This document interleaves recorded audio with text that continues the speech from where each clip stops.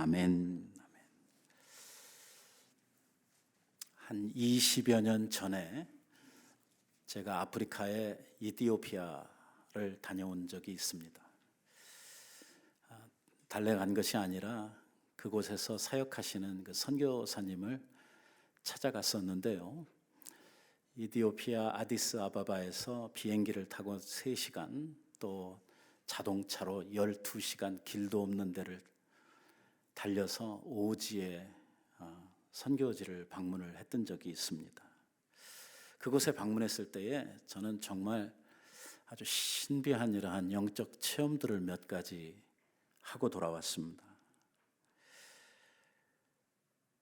이 선교사님이 못 보던 것을 구경을 시켜주겠다고 아주 늦은 밤에 저를 데리고 어디를 갔는데, 전기도 없는 마을이니까 아주 캄캄한 이러한 밤이었는데, 우리로 이야기하면 이 공동묘지라고 할 수 있는 이 무덤들이 많이 이렇게 있는 이러한 무덤가에 사람들이 모여가지고 뭐 웅성웅성하는 이러한 곳을 데리고 왔어요. 잘 보이지는 않는데 설명해 주시는 말씀이 뭐냐면, 지금 이 무덤과 그 무덤 사이사이에 이 접신을 기다리고 있는, 접신이 뭔지 아시죠? 신이 온다는 거죠. 이 접신을 기다리고 있는 무당들이 이 무덤 사이에 이렇게 앉아서 자기가 신접하기를 기다리면서 기도하는 이러한 광경이었습니다. 이 똘레꼬말이라고 불리우는 이 무당, 그러니까 수도생, 이 무당이 되기 위한 신학생 정도에 해당하는 이러한 사람들이 한 300여 명 정도가 무덤가 사이사이에 둘러앉아서 밤새도록 뭐라고 중얼중얼 대고 있는 이러한 광경이었습니다. 음산하고 무섭고, 이야기를 듣고 나니까 더 무섭고. 그런데 선교사님 말씀에 이렇게 해가지고 접신을 한 무당들이요, 돈을 받고 사람들을 저주하는 일을 한다는 거예요. 그래서 그 저주를 받게 되면 그 저주를 받은 사람이 큰 병에 걸리거나 아니면 심지어는 죽는 일도 종종 있다고 이렇게 이야기를 합니다. 이 당최 이 미국에서 간 저로서는 참 이게 와 닿지 않는, 이게 잘 믿어지지 않는 이러한 상황이었는데, 제가 거기 있는 동안에 바로 그렇게 해서 저주를 받아가지고 큰 병에 걸려 있는 이러한 한 사람이 이 선교사님 댁에 기도해 달라고 이렇게 찾아왔어요. 그래가지고 거기에 있는 스태프들하고 다 같이 모여가지고서 한 30여 분 이 축사 사역을 하면서 귀신 쫓아내는 기도를 해가지고 그 사람을 겨우 건져냈던 이러한 것을 제 눈앞에서 보고 나니까, 이게 안 믿기도 그렇고 믿기도 그렇고 참 요상스러운 일이 아직도 이런 곳에서 이렇게 벌어지고 있구나 하는 이러한 생각을 하게 되었습니다. 이 사람들이 닭을 잡아가지고 닭 피를 뽑아서 그 저주해야 될 사람의 집에 갖다가 피를 뿌리고 거기에서 막 이렇게 저주를 하고 하는 이러한 일을 하고 나면 그 집이 그 저주를 받아가지고 큰 이런 나쁜 일들이 그 집에 생기는 이러한 일이 아주 자주, 아주 그 사람들에게 있어서는 그게 아주 평이한 이러한 일 중에 하나라고 이야기를 했습니다. 이런 일이 지금으로부터 한 3,500년 전에 성경에도 기록이 되고 있습니다. 오늘 우리가 읽었던 본문 말씀에 보면 이 발람이라고 하는 이러한, 성경에 보면 이방 선지자라고 이렇게 이제 소개를 하고 있는데, 쉽게 말하면 무당입니다. 무당. 이 무당이 이스라엘 자손들을 저주하기 위해서 큰 돈을 받고 이 모압 왕에게 이렇게 팔려가서 이스라엘을 향해서 막 저주하는 이러한 사건이 벌어지게 되죠. 오늘 우리들이 24장에 있는 말씀을 함께 읽었는데요, 이 말씀의 시작은 어디서부터 시작이 되냐면 민수기 22장부터 시작을 합니다. 22장, 23장, 24장, 그 다음에 이게 여기서 끝나지를 않고 이게 잘 안 되고 나니까 또 다른 방법으로 모압이 이스라엘을 공격해오는, 이것까지 합치면 장장 넉 장에 걸쳐서 이 모압과 있었던 이러한 이야기를 성경이 기록을 하고 있는데, 그 중에서 석 장에 해당하는 부분이 뭐냐면 바로 이 이스라엘을 향한 저주 이야기입니다. 모압이라고 하는 나라에 발락이라고 하는 왕이 있었습니다. 이게 성경에 나오는 인물들 이름이 참 와닿지를 않죠. 왕은 그림을 누가 그렸는지 하여튼 참 못 그린 것 같은 느낌이 듭니다만은, 아무튼 여러분들 쪽에서 볼 때 오른쪽에 있는 사람이 왕 같은데 왕이 저렇게 위험이 없을 수는 없습니다. 왜냐하면 당시에 모압의 왕이라고 하면 근동 지역의 가장 뛰어난 이러한 실력자였었거든요. 나라도 크고 군사력도 대단하고 그 주변에 있는 나라들 가운데서 가장 강력한 왕국을 이루고 있는 이러한 사람이었기 때문에 저렇게 초라해 보이지는 않는 이러한 왕이 발락이었고, 그 다음에 그 발락이라고 하는 모압 왕이 이스라엘을 저주하기 위해서 돈을 주고 산 무당이 누구냐면 발람입니다. 하나는 발락이고 하나는 발람이고, 그러니까 이게 둘이 뭐 형제인가 싶은 이러한 생각도 들고, 우리는 그냥 한 사람씩 이름을 들어가지고는 이게 누가 누군지 이렇게 잘 모를 정도로 참 혼란스러운 이러한 이름들이지만, 아무튼 하나는 왕의 이름이고 하나는 무당의 이름입니다. 이 발락이라고 하는 왕이 무당을 사가지고 이스라엘을 저주하려고 지금 하는 것입니다. 왜 저주를 하려고 합니까?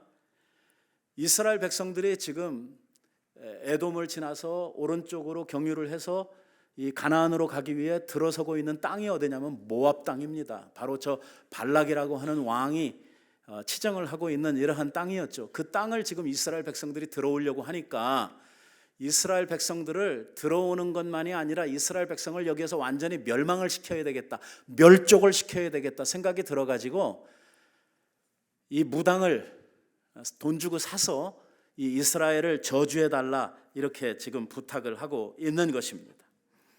원래 이 발람이라고 하는 무당은요, 바벨론 사람인데요, 바루라고 하는 이러한 지방의 제사장 출신의 이 무당이었습니다. 그 이름의 뜻이 멸망시키는 자라고 하는 뜻입니다. 발람이라고 하는 뜻이.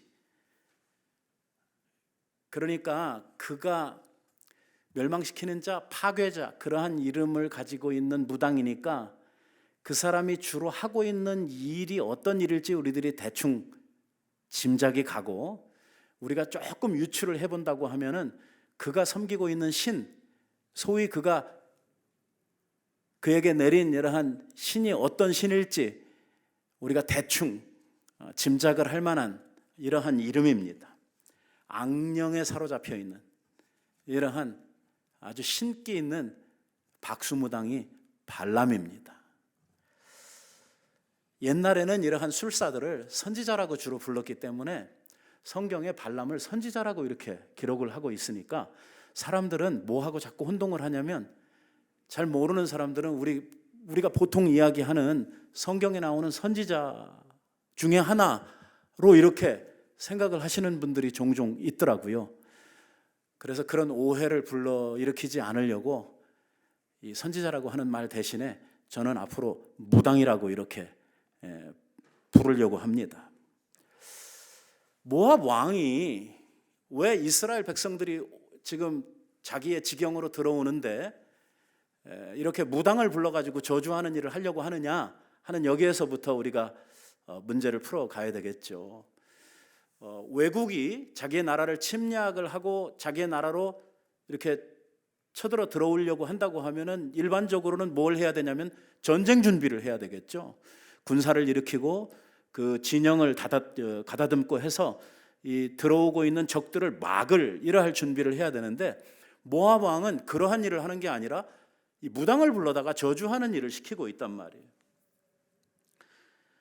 지금 이 상황이 3,500년 전 상황이란 말이죠. 이게 BC로 올라가도 약 1,400년, 1,500년 경에 있었던 이러한 이야기를 다루고 있기 때문에, 옛날에 전쟁이라고 하는 것이 어떤 전쟁이냐면 주로 아군과 적군이 붙어가지고 칼로 자르든지 뭐 창으로 찌르든지 해야지 끝나는 이러한 전쟁이기 때문에, 일단 전쟁이 일어나고 나면은 쌍방간의 그 피해가 엄청나게 날 수밖에 없는 것이죠. 이러한 공병전을 하면서 한쪽만 일방적으로 승리하고 하나도 안 다치는 그러한 일이 있을 수가 없는 것 아닙니까?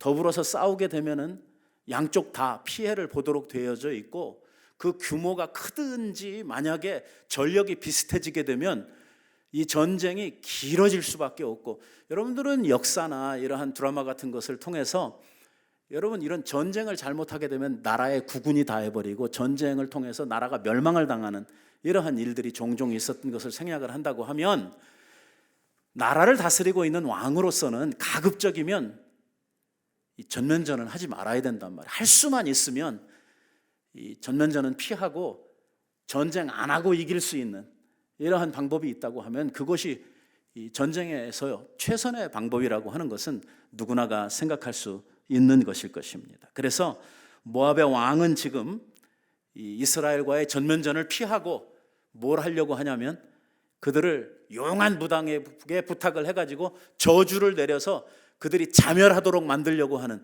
이러한 작전을 가지고 지금 모압 왕이 발람에게 가서 부탁을 하고 있는 것입니다. 사람을 보내서 이 무당을 모셔오도록 이야기를 합니다. 그에 대해서, 그의 명성에 대해서 대단한 칭찬을 해가면서, 지금 우리 왕께서 당신을 이렇게 귀히 생각을 하고 모셔오라고 했습니다 해서 이 발락에게로 발람을 데려가려고 하는 것이죠. 아까 말씀을 드린 대로 22장, 23장, 24장에 걸쳐서 이게 굉장히 길게 설명이 되고 있는 이러한 내용인데, 오늘 한꺼번에 우리들이 하나로 말씀을 나누려고 하다 보니까 분량이 상당하기는 합니다만, 처음에 그가 이 무당을 초청을 하면서 그에게 보낸 그 메시지, 그에게 보낸 이러한 이야기가 참 흥미롭습니다. 이게 22장에 보면은요, 우리가 지금 오늘은 우리가 24장을 봤는데 22장에 보면은 이러한 말씀이 나오는 거예요. 5절과 6절 말씀에서 그 이스라엘에 대한 이야기를 조금 하고요. 뭐라고 하냐면, 한 민족이 애굽에서 나왔는데, 누굽니까? 이스라엘이죠. 그들이 지면에 덮여서 우리의 맞은편에 거주하였고, 우리보다 강하니 청하건대 와서 나를 위하여 이 백성을 저주하라. 내가 혹 그들을 쳐서 이겨 이 땅에서 몰아내리라. 이게 이제 이 발락이 가지고 있는 생각이에요. 그런데 이 일을 하는데 그 뒤에 보시면 그대가, 그러니까 이 무당이죠, 제가 말씀드리는 그 발람이, 그대가 복을 비는 자는 복을 받고 그대가 저주하는 자는 저주를 받는 줄을 내가 알미니라. 다른 말로 하면 이게 무슨 소리입니까? 당신은 굉장한 무당이라는 거죠. 아주 용한, 아주 당신이 말하는 대로 다 이루어지는 아주 이런 특별한 능력을 가지고 있는 무당이라고 이렇게 칭찬을 지금 하고 있는 것입니다. 그런데요, 의외로 이 발람이 거절을 합니다. 안 가겠다는 것입니다. 내가 이 두 나라 사이에 괜히 시비에 휩쓸려 가지고 내가 쓸데없는 고생을 할 필요가 없다, 나는 안 가겠다 그래요. 근데 이게 진짜 안 가겠다는 건지, 아니면 자기 몸값을 좀 올려보겠다고 뻗팅기는 건지 좀 잘 알 수는 없습니다. 하지만 이렇게 해서 일단 거절을 하고 나니까 신하가 돌아와 가지고 왕에게 안 온다고 그럽니다. 그래, 이번에는 좀 더 이 직위가 높은 이 고관을 보내고 이 조건을 조금 더 올려가지고 그에게 재초청을 하게 됩니다. 그 이야기가 17절에 나오죠. 많은 금은 보화와 명예를 주겠다고 약속을 하면서 뭐라고 이야기를 하냐면, 내가 그대를 높여 크게 존귀하게 하고 그대가 내게 말하는 것은 무엇이든지 시행하리니, 백지수표를 주는 거죠. 지금 뭐든지 원하는 대로 다 주겠다는 것입니다. 청하건대 와서 나를 위하여 이 백성을 저주하라. 이 발락의 심중이, 발락의 마음이 얼마나 간절한지 우리가 알아볼 수 있는 이러한 대목이죠. 이렇게 하니까 이 발람이 못 이기는 척 이제 그 신하를 따라서 이 발락에게로 가려고 길을 떠나게 됩니다. 여기에 이제 여러분들 잘 아시는 이야기가 나오는 거예요. 이 나귀를 타고 그 왕의 신하를 따라서 발락에게로 길을 행하고 있었는데, 그 앞에 하나님이 보내신 천사가 큰 칼을 들고 그 길을 딱 막아서는 것입니다. 누가 봤어요? 나귀가 봤어요. 나귀는 보는데 발람은 못 보는 거예요. 나귀의 눈에는 보이는 천사가 발람의 눈에는 보이지를 않아요. 그래서 이 나귀가 이 천사가 이렇게 막 칼을 빼가지고 그 길을 지키고 있는 것을 보고 무서워서 그 길로 못 가고 옆으로 이렇게 가니까, 이 발람이, 이 미친 나귀가 지금 왜 이 이상한 짓을 하는가 해가지고 마귀를 막 두드러 팼다는 거죠. 얻어맞던 나귀가 하도 속이 상해가지고, 왜 웃어요? 나귀가 입이 열려가지고 발람을 책망을 하는데, 주인은 어째서 말이야 나를 때리느냐 하면서 이제 항의하는 이러한 장면이 나오죠. 23절 이하에 보면 이렇게 성경이 이렇게 기록을 하고 있어요. 나귀가 여호와의 사자가 칼을 빼어 손에 들고 길에 선 것을 보고 길에서 벗어나 밭으로 들어간지라, 발람이 나귀를 길로 돌이키려고 채찍질을 하니 여호와의 사자는 포도원 사이에 좁은 길에 섰고 좌우에는 담이 있더라.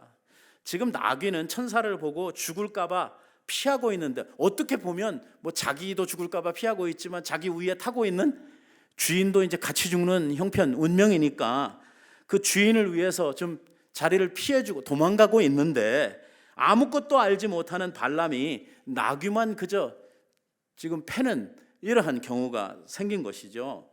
나중에는 너무나 답답한 이 나귀가 주인을 막 책망하는 이러한 이야기가 성경에 나온단 말이에요. 이게 참 믿음 없는 사람들이 보면 진짜 웃긴, 그러니까 우리가 성경을 못 믿는다, 이제 이렇게 이야기를 할 수밖에 없는 이러한 대목이에요. 아까 여러분들도 상당히 약간 좀 못 믿겠다 하는 식의 그 웃음을 웃으시는 것 같은데, 이게요 성경에서 보면 동물이 사람의 말을 한 것이 두 번째예요. 언제 했습니까? 또 언제 했어요? 동물이 사람의 말을 한 적이 또 언제 있습니까? 성경에. 이게 두 번째니까 뒤로 가면 안 되고 앞으로 가야 되겠죠. 언제? 뱀이 했죠. 뱀이 하와와 대화를 했잖아요. 뱀이 하와에게 유혹을 할 때에 사람의 말을 가지고 이 하와하고 대화를 했습니다. 자, 여러분 잘 보세요. 28절에 뭐라고 지금 24장 아니에요. 지금 우리가 22장 이야기하고 있어요. 그 28절에 보면 이런 말씀이 나와요. 여호와께서 나귀의 입을 여시니, 이렇게 나옵니다. 누가? 하나님께서 나귀의 입을 여셨다는 거예요. 우리가 성경을 대할 때에 말도 안 된다. 무슨 나귀가 말을 하고, 이게 무슨 뭐 어린애들 그 이솝 우화에 나오는 무슨 뭐 동화책이냐. 여호와께서 나귀의 입을 여시니, 이런 구절이요, 결국은 오늘 하나님을 향한 우리의 믿음을 가름해 보는 장면이에요. 사람이 할 수 없는 것, 사람의 이성으로 이해가 되지 않는 것, 하나님은 하신다 못 하신다, 그걸 믿고 우리들이 신앙생활을 하고 있는 거예요. 누가 입을 여셨다고요? 하나님께서 나귀의 입을 여셨단 말이에요. 나귀가 어디 뭐 서당에 가서 사람들 말을 공부해가지고 하는 것이 아니라 그 순간에 하나님께서 나귀의 입을 여시니 하나님이 하셔야 될 말씀을 나귀가 대신하고 있다, 그 말이에요. 뭐라고 이야기를 합니까? 내가 당신에게 뭘 잘못했기에 나를 이렇게 3번이나 때리느냐.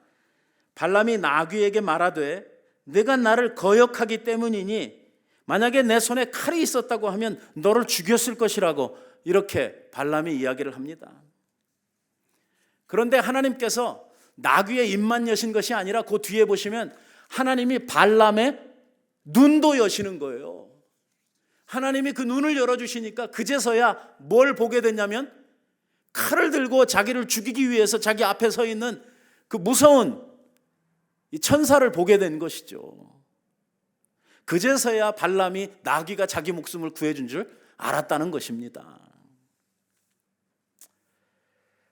가끔씩 살면서 우리는요, 이 짐승만 또 못한 사람들을 종종 보게 됩니다. 사실요, 어떤 때는 짐승이 사람들보다 더 영악하고 이 짐승들이 사람들보다 훨씬 더 이 행동을 하는 데 있어서 지혜로울 때가 있습니다. 여러분, 수십 년 전에 그 인도네시아에서 큰 쓰나미가 났던 때를 기억을 하십니까? 그 쓰나미가 났을 때에 수십만이 죽고 도시가 완전히 다 파괴되는 이러한 큰 이 어려움을 겪었는데요. 그때 보도에 의하면 이 쥐들이나 야생동물들이 다 피하고 하나도 죽지 않았다는 것입니다. 그러고 보면 이런 천재지변이 있을 때 이 들짐승들은 자기 죽을 줄 알고 다 도망가는데 사람은 아무것도 모르고 있다가 이렇게 다 죽어버리는 이러한 일들이 벌어진다는 것이죠. 뭐 그런 쪽 말고도 제가 옛날에 신문에서 어떤 개가 술 취해서 들판에 이 잠든 자기 주인이 이 불이 나가지고선 죽게 됐는데 자기의 몸을 그 밑에 있는 시내에 가서 적셔가지고 그 주인이 있는 주위에 있는 풀들을 다 적시고 이래가지고선 주인이 살아났다, 뭐 그런 얘기 여러분들도 들어보신 적이 있습니까? 그래가지고 뭐 충견비를 세우고 뭐 어쩌고 저쩌고 그런 이야기. 야, 이런 개는요 정말 사람보다 훨씬 똑똑하고 사람보다 훨씬 더 충성스러운 이러한 개죠. 뭐 이렇게 똑똑한 개를 우리들이 생각하지 않는다고 하더라도 지금까지 살면서 저는요, 뭐 개가 사람한테 배신을 때렸다든지 아니면 기르고 있었던 개가 사람을 속이고 뭘 해먹었다든지 그런 이야기를 들은 적이 있습니까? 없습니까? 저도 들어본 적 없어요. 많은 경우에 사람들이 짐승만 또 못해지는 이러한 경우가 우리의 삶에 너무 많단 말이에요. 사람다운 것은 그만두고 사람이 짐승 수준에 있어서의 행동도 제대로 못하는 이러한 사람들도 많이 살고 있다고 하는 것이거든. 사람이 무언가에 이 마음이 팔리고 욕심에 사로잡히고 무언가에 눈이 꽂히게 되면 그거 하나밖에 볼 줄을 모르고 그 욕심에 사로잡힌 마음이 이 사람다움이라고 하는 이러한 우리들의 일상의 인격이나 우리들의 행동을 다 잃어버리게 만드는 이러한 경우들이 많다는 것이죠. 돈에 사로잡힌 사람은 돈밖에 안 보이죠. 사람을 평가하고 사람을 만날 때에 다 뭘로 다 평가를 하고 뭐가 그 만남의 기준이 되냐면 돈이 기준이 된단 말이에요. 돈에 사로잡힌 사람한테는 부모도 없고 형제도 없고 이 돈에 사로잡혀서 뭐 친구고 나발이고 아무것도 없죠. 돈이라고 하면 못할 짓이 없는 이런 사람으로 바꿔버린단 말이에요. 사람을. 명예에 사로잡힌 사람은 어떻습니까? 이 명예에 사로잡힌 사람들 보면 정말 또 가관이죠. 그걸 위해서 가족이고 뭐고 뭐 보이는 게 없죠. 아무것도. 모든 것을 다 희생해서라도 자기의 그 명예만 지키면 되는 이러한 사람들이 또 얼마나 많이 있습니까? 사람이 뭐에 쉬면 이렇게 되는 것이죠. 오로지 그 눈에 자기의 욕망밖에 보이는 것이 없기 때문에 기본적으로 우리들이 누리고 살아야 하는 이러한 이 사람다움이라고 하는 것이 없어지게 되는 것이죠. 결국 이런 인생들이 이 짐승에게 책망받는, 이 나귀에게 책망받는 이러한 인생으로 설 수밖에 없는 것이죠.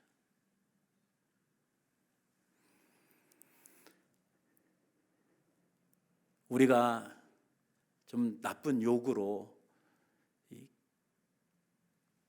강하지만 또 못한 놈 하는 이러한 말을 하는데, 이러한 말을 우리들이 할 수밖에 없고 들을 수밖에 없는 현실, 이것이 우리들의 인생사에 종종 나타나는 이러한 일이라고 생각을 해볼 때에 오늘 우리가 사람으로서 사람다움을 지키고 산다고 하는 것도 얼마나 큰 은혜요 축복인지 말입니다. 이 발람이 결국 그 길을 계속해서 진행했더라면 아마 천사에게 죽임을 당할지도 몰랐을 텐데, 이 나귀 덕분에 구명을 해가지고 겨우 이제 목숨을 구명을 하고 자기 집으로 돌아가려고 했을 때에, 몸을 돌이켰을 때에 그 천사가 발람에게 이야기를 합니다. 너는 집으로 가지 말고 발락 왕에게 가라고 이야기를 합니다.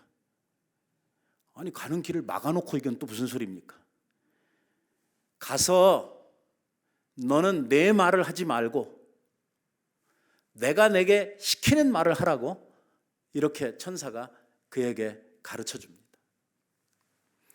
그래서 발람은 이제 발락 왕 앞으로 가게 되죠. 발락 왕이 이제 발람이 자기에게 오자 얼마나 그 마음이 기쁘고 정말 그 마음에 쾌재를 불렀겠습니까? 이제 이 무당을 통해서 이스라엘을 저주하고 이스라엘이 다 저주를 받아가지고 자기 앞에서 멸족을 당하는 이러한 꿈을 꾸면서 발람에게 큰 돈을 주고 부탁을 합니다. 이제 이스라엘을 저주해달라. 그래서 발람이 나가가지고 이제 이스라엘을 향한 저주를 하게 되는데요, 발람의 입에서 저주를 하려고 하는데 저주의 말이 나오지를 않고 그 입에 하나님이 말을 물려주시는데 이스라엘을 향한 축복의 말이 자꾸 쏟아져 나오는 거예요. 마음으로는 저주를 하고 싶은데 입에서는 축복의 말이 쏟아져 나오는 것입니다. 발락이 대단한 기대를 가지고 지금 이 무당이 뭐라고 저주를 하는지 지금 듣고 싶어 하는데, 저주를 하는 게 아니라 이스라엘을 향해서 좋은 말, 이스라엘을 향해서 축복의 말을 이렇게 막 한단 말이에요. 이거 얼마나 이 왕이 화가 났겠어요. 이 발락 왕이 이러한 발람을 보면서 제가 지금 미쳤나 싶을 생각을 했을 것입니다. 발람이 와가지고 지금 여기는 너무 기가 세서, 여기는 너무 터가 안 좋아서, 그러니 좀 옮겨서 해봅시다. 장소를 옮겨가면서 저주를 합니다. 그런데요, 저주를 하려고 아무리 노력을 해도 저주의 말이 나오지를 않고 계속해서 축복의 말을 하는 것입니다. 오늘 우리가 읽었던 말씀이 있지 않습니까? 우리가 함께 읽었던 24장에 나오는 말씀은 이 발람이 세 번째 이스라엘 백성들을 저주하려고 나아가서 했던, 저주 대신에 했던 축복의 말씀이 아까 우리가 읽었던 본문의 내용입니다. 오늘 그 말씀에서 우리가 주의 깊게 봐야 되는 것들이 있습니다. 2절 말씀에, 아까 우리가 읽었던 말씀의 2절 말씀에 무슨 말씀이 있는지 보십시오. 눈을 들어 이스라엘이 그 지파대로 천막 친 것을 보는데, 지금 발람이 저주를 하기 위해서 이스라엘 백성들 앞에 섰습니다. 자기 눈앞에 뭐가 펼쳐져 있습니까? 이 이스라엘 백성들이 그 진영대로 친 이러한 천막들, 이스라엘의 그 군영이 이렇게 딱 눈에 보이는 것입니다. 그들을 향해서 막 이렇게 이제 저주를 해야 될 판인데, 이스라엘이 지파대로 천막을 친 것이 눈에 보이는데, 그 다음에 나오는 말씀이 중요합니다. 그때에 뭐라고요? 하나님의 영이 그 위에 임하신지라. 이 말씀입니다. 자, 이스라엘의 진, 이스라엘의 백성들이 친 텐트 위에 누가 임하셔요? 하나님의 영이 임하시는 거예요. 그들과 함께 하시는 거예요. 그들을 보호하시고 그들을 지키시기 위해서 하나님의 영이 이스라엘의 진 중에 임하여 계시는 것입니다. 여러분, 오늘 우리는 우리의 이 본문에 나오는 말씀들을 통해서 몇 가지 알아야 하는 아주 중요한 일들이 있습니다. 우리의 일상에서 우리가 만나는 이러한 믿음의 숙제들, 이 과제들이지요. 그게 뭐냐면, 우리는 살면서 끊임없이 우리의 적들을 만난다는 것입니다. 우리를 저주하려고 하고, 우리를 망하게 하려고 하고, 우리를 해치려고 하는 이러한 많은 믿음의 적들을 살면서 우리는 만납니다. 이스라엘 백성들이 지금까지 광야를 지나오면서 수많은 적들을 그들이 만났습니다. 그러나 그 순간순간 하나님께서 그들을 붙들어 주시고 그들로 하여금 그 길에서 이기도록 함께 해 주셨기 때문에 오늘 이스라엘 백성들이 여기까지 올 수 있었던 것입니다. 이제 가나안에 들어가서 가나안에 있는 그 수많은 무서운 적들을 또 만나게 될 텐데, 그들을 다 물리치고 이기고 그 땅을 차지하기까지도 누가 함께 계셔야 됩니까? 하나님이 함께 계셔야 되고, 하나님이 그들로 이기게 하셔야 그들이 가나안 땅의 주인이 될 수 있는 것이죠. 지금까지도 그래 왔고 앞으로도 하나님께서 그렇게 이스라엘을 인도해 주시고 함께 해 주실 때에만 그들이 가나안의 복을 누릴 수 있다는 것입니다. 그들은 지나오면서 아모리를 물리쳤습니다. 그리고 그들은 또 지나오면서 에돔도 물리쳤잖아요. 또 지난 주일에 있었던 또 전쟁이 있었지 않습니까? 오면서 많은 아멜렉도 만났고 많은 적들을 지금까지 만났는데, 그 적을 만날 때마다 하나님께서 그들로 하여금 이기게 해주셨거든요. 이스라엘과 함께 하셔서 이스라엘을 지켜주셨거든요. 우리들이 나아가는 우리들의 믿음의 노정에도 우리들을 집어삼키려고 하고 우리들을 방해하고 우리의 길을 자꾸만 꺾으려고 하는 이러한 우리의 적들이 계속해서 우리 앞에 나타나고 우리를 힘들게 할 것입니다. 믿는 자들의 삶에는요, 이러한 적들이 필연적으로 만나야 하는, 우리의 삶에 이건 당연한 문제들입니다. 그래서 우리들이 이상한 일 당하는 것처럼 그렇게 생각해서는 안 된다는 것입니다. 우리들 앞에 놓여지는 이러한 적들, 우리를 힘들게 하는 환경들, 어려운 이러한 현실들이, 왜 나만 이렇게 맨날 이런 일이 생기고 왜 우리는 이렇게 어려운, 이렇게 생각하면 안 된다는 것이죠. 적어도 주님의 이름을 붙들고 하나님의 명하신 그 믿음의 길을 가는 자들 앞에는 이 적들이 수없이 우리들 앞에 나타난다는 거예요. 이거 지나가고 나면 또 다른 적이 나타나고, 이거 지나가고 나면 또 다른 적이 나타나요. 지금은 모압을 만나고 있지만 이 모압으로 끝나는 거 아니에요. 앞에는 또 요단강 만나게 되고, 그거 넘어가고 되면 여리고성 만나게 되고, 또 넘어가면 아이성 만나게, 계속 가는 거예요. 계속. 그때마다 그들이 이 전쟁에서 승리할 수 있는 비결은 무엇입니까? 하나님이 그들과 함께 하신다는 것.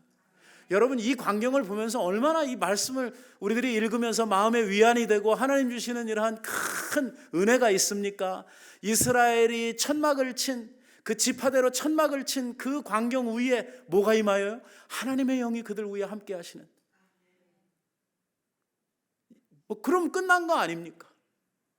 하나님이 그들 중에 계시고 하나님께서 그들을 보호하시고 인도해 주시는데, 누가 그들을 해할 수가 있고 누가 그들을 막을 수가 있겠습니까? 사실은 뒷이야기 안 봐도 이 장면 하나만 봐도 벌써 게임은 끝났다라고 우리들이 볼 수 있는 광경이죠. 하나님의 영이 그들과 함께 계신다. 그러니까 발람이 아무리 저주를 하고 싶어도 저주가 안 되는 거예요. 그가 입을 열어서 말을 하는데 뭐라고 이야기를 하냐면, 야곱이여 내 장막들이, 이스라엘이여 내 거처들이 어찌 그리 아름다운고, 그 벌어짐이 골짜기 같고 강가의 동산 같으며 여호와께서 심으신 침향목들 같고 물가의 백향목 같도다. 그 물통에는 물이 넘치겠고 그 씨는 많은 물가에 있으리로다. 그의 왕이 아각보다 높으니 그의 나라가 흥왕하리로다. 이스라엘을 향한 엄청난 축복만 실컷 쏟아놓게 된 것이죠. 뭘 우리들이 여기에서 봅니까?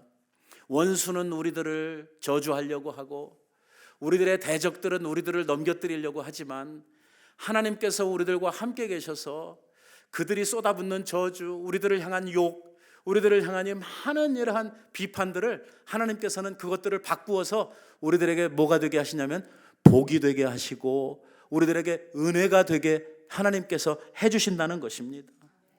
하나님께서는요, 자기 백성들을 너무너무 사랑하신다는 것입니다. 하나님은요, 자기 백성들을 저주하실 수가 없습니다. 하나님은 자기 백성들을 사랑하시고 자기 백성들을 보호하십니다. 발락이 이러한 나쁜 생각을 가지고 이스라엘을 향한 이러한 엄청난 저주의 계획을 가지고 지금 이 일을 도모하고 있습니다마는 하나님께서는 그 생각을 미리 아시고 누구를 보내셨어요? 하나님의 영을 그들 중에 보내시고 그를 통해서 이스라엘 백성들에게 말할 수 없는 축복으로 함께 해주시고 있는 것입니다. 정말 축복의 강이 넘쳐나고 있어요. 물된 동산과 같이 될 것이라고, 레바논의 백향목처럼 번성할 것이라고 말씀하고 있는 것입니다. 어떤 대적이 우리 앞에 선다고 하더라도 우리는 두려워할 필요가 없습니다. 아모리인이든 아말렉이든 암몬이든 에돔이든 모압이든 상관없습니다. 중요한 것은 하나님이 우리와 함께 계시느냐 계시지 않느냐 하는 그 사실입니다. 하나님이 우리와 함께 계신다면 어떤 적이 와도 상관없습니다. 두려워할 필요가 없습니다. 왜냐하면 우리의 하나님은 어떤 적보다 더 강하시고 더 크신 하나님이시기 때문에 그렇습니다. 나는 약하지만, 나는 비록 어리석고 나는 이 마음이 너무 정말 약하지만 하나님은 강하시단 말이에요. 하나님은 전능하신 하나님이시지 않습니까? 오늘 그분께서 내 편이 되셔서 나와 함께 하시고 나를 위해 주시면 감히 누가 나를 대적할 수가 있다는 말입니까? 하나님은 모든 대적을 우리 앞에서 물리쳐 주시고 우리에게 은혜와 복을 선포해 주시는 것이죠. 하나님 붙들고 하나님과 함께 하기만 하면 우리에게는 두려움도, 우리에게는 절대 실패도 있을 수 없다는 것입니다. 이러한 하나님의 임재, 이러한 하나님의 보호, 이것이 우리들에게 항상 있다는 거예요. 하나님은 언제나 우리들을 이렇게 사랑하시고 변함없이 우리들을 보호하고 계시다는 것입니다. 내가 하나님을 채 인정하지 못하고 내가 하나님을 떠나고 내가 하나님을 마음 아프게 하고 하는 이러한 일이 있더라도 그럼에도 불구하고 하나님은 우리들을 붙드시고 우리들을 책임져 주시고 우리들에게 은혜 베푸시기를 기뻐하신다는 거예요. 우리가 지난 주일에 민수기에서 뭘 배웠습니까? 이스라엘이 뭐 하다가 뱀에 물려가지고 다 죽게 됐습니까? 그냥 딱 한 번입니까? 정말 매일같이 끝없이 똑같은 죄에 넘어지고 또 넘어지고 또 두드러 막 넘어지고 이쯤 되면 진짜 그냥 확 버려버리고 싶은 이러한 생각이 들 정도 같은데 이런 이스라엘을 하나님은 지금도 보호하고 계시고 그들과 함께하고 계시다는 것입니다. 이것이 바로 우리를 향하신 하나님의 사랑입니다. 내가 과연 너를 떠나지 아니하고 내가 너를 버리지 않겠다는 것입니다. 그 컨디션은 내가 잘할 때만, 내가 하나님 앞에 충성스러울 때만 그런 것이 아닙니다.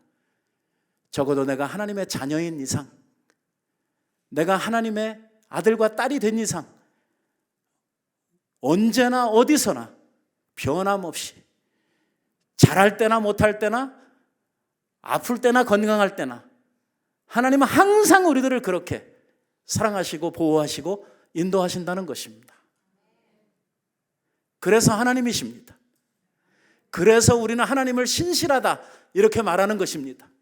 만약에 우리와 같은 마음이라 그러면 어떻게 믿을 수가 있겠습니까? 조금 잘하면 잘하는 것 같았다가 조금 잘못하면 또 마음이 확 토라지고 이렇게 되면 어떻게 우리가 하나님 앞에 설 수가 있고 어떻게 우리들이 하나님을 의지할 수가 있겠습니까? 하나님은 변함없이 우리들을 사랑해 주신다. 우리들이 잘못하고 있는데도 끝없는 사랑으로 우리들을 붙들고 계시고 은혜로 우리들을 지키고 계시단 말이에요. 왜 그러냐? 그것은 우리를 하나님의 자녀로 택하신 분이 하나님이시기 때문에 그렇습니다. 우리들을 사랑하시는 하나님의 사랑은 하나님의 선택에 기초되어져 있는 것입니다. 내가 택했기 때문에 내가 책임진다는 것입니다. 못나도 잘못해도 넘어져도 내가 택한 내 자녀들이라는 것입니다. 내 새끼이기 때문에 내가 책임지신다고 하는 것이 하나님이 우리를 향해 가지시는 마음입니다. 그래서 부족해도 연약해도 끊임없는 하나님의 사랑이 우리들에게 이렇게 쏟아 부어지고 있는 것이죠. 앞으로 우리는 많은 이러한 어려움들을 또 만날 것입니다. 적어도 우리가 이 세상을 떠나기 전까지 우리는 끝없이 다가오는 인생의 파고들을 만날 수밖에 없습니다. 그러나 그러한 모든 상황 속에서 우리들이 승리할 수밖에 없는 것, 우리가 이길 수밖에 없는 것은 뭐냐면 하나님이 나와 함께 계시기 때문입니다. 근데 말입니다, 하나님이 나와 함께 계시다고 하는 것을 아는 것과 모르는 것, 하나님이 나와 함께 계시다고 하는 것을 보는 것과 보지 못하는 것은요, 엄청난 차이가 있습니다.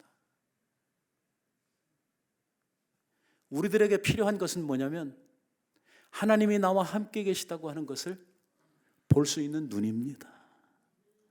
하나님이 나와 함께 계시다고 하는 것을 믿을 수 있는 믿음입니다. 확신입니다. 오늘 이것이 있고 없고가 우리의 인생을 얼마나 값지게 하고 놀랍게 하고 또 우리들로 하여금 정말 든든하게 하는지 모릅니다. 여러분, 옛날 엘리사 시절에 이 엘리사가 하도 뛰어난 이러한 선지자다 보니까 아람이라고 하는 나라에서 이 이스라엘을 집어먹으려고 하면 먼저 뭐부터 처리를 해야 되냐면 엘리사라고 하는 이 선지자부터 처리를 해야 되겠다. 왜? 이 선지자가 얼마나 똑똑한지 이게 우리가 골방에서 문 닫고 귓속말로 하는 것까지 다 알아차리고 길을 대비하니 엘리사가 있는 동안에는 절대로 이스라엘을 쳐들어갈 수가 없다. 그래서 엘리사를 제거하기 위한 이 특수작전이 펼쳐졌죠. 2만 명에 가까운 이러한 군대를 보내가지고 사마리아에 살고 있었던 엘리야를 잡기 위해서 특수작전이 벌어졌어요. 야밤에 기습을 해가지고 온 성을 둘러싸고 엘리사가 빠져나가지 못하도록 딱 이 진을 구축한 다음에 이 도간에 든 쥐를 잡는 이 작전을 펼치려고 했었습니다.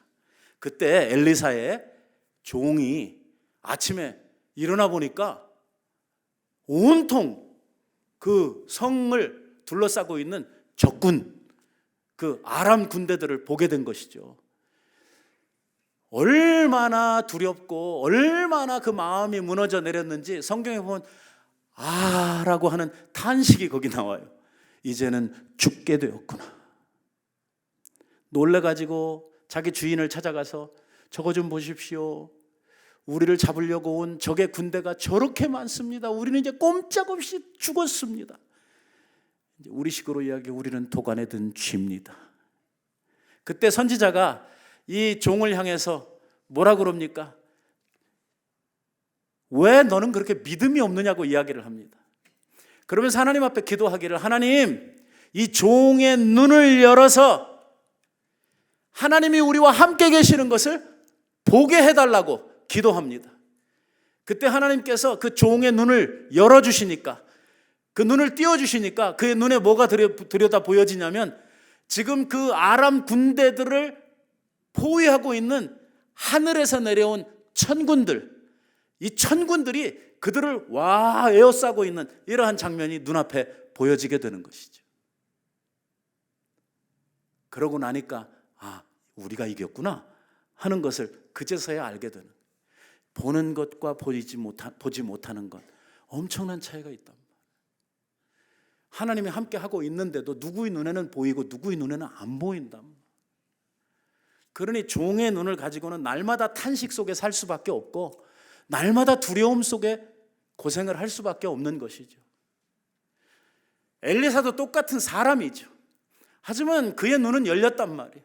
그의 눈은 보고 있단 말이에요. 뭘? 하나님이 그들과 함께 계시다고 하는 것을 보고 있단 말이에요. 두려움이 없는 것이죠. 그의 마음은 항상 담대한 것입니다. 하나님은 지금까지도 이스라엘 백성들을 계속 함께 붙들고 오셨거니와 앞으로도 그렇게 가실 것입니다. 여러분, 이 하나님께서 오늘 우리들과 함께 계시는 줄로 믿습니다. 우리들의 과거를 순간순간 붙들어 인도하셨던 그 하나님께서 우리의 미래도 그분의 그 놀라운 능력의 손으로 우리들을 붙들어 인도해 주실 것을 믿습니다. 문제는 우리가 우리의 눈을 열어서 그 하나님의 영이, 주님이 우리들과 함께 계시다고 하는 것을 볼 수 있느냐 못 보느냐 하는, 그것이 이제 우리들에게 있어서의 문제입니다. 오늘 우리들이 하나님 앞에 간구해야 될 것은 뭐냐면, 하나님, 나의 눈을 열어서 주님이 나와 함께 하고 있음을 보게 하여 주십시오 라고 하는 기도입니다. 주님은 우리와 함께 계십니다. 임마누엘이시죠. 우리들과 절대로 헤어지는 법이 없이 떠나시지 않겠다고 우리들에게 약속해 주시지 않으셨습니까? 그 주님이 오늘도 우리와 함께 계시고 지금도 나와 함께, 우리들의 장막 위에 하나님의 영이 우리들과 함께 계심을 우리는 믿고 알아야 되는 것이죠.